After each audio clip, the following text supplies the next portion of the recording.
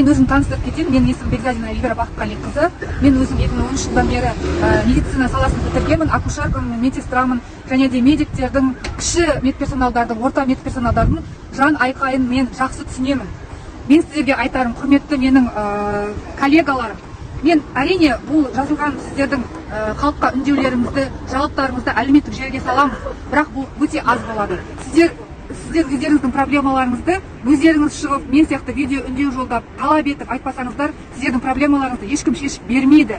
Сондықтан, егер де медицина саласында жақсы өзгерістер болсын, сіздердің айлықтарыңыз 50%-дан 300%-ға көтерілсін, жаңадан медицина ауруханалар, ғимараттар салынсын, ремонт жасалсын, жақсы жағдайлар жасалсын десеңіз, Алға Қазақстан партиясының құрамына кіріңіздер, тіркеліңіздер бастамашыл топқа.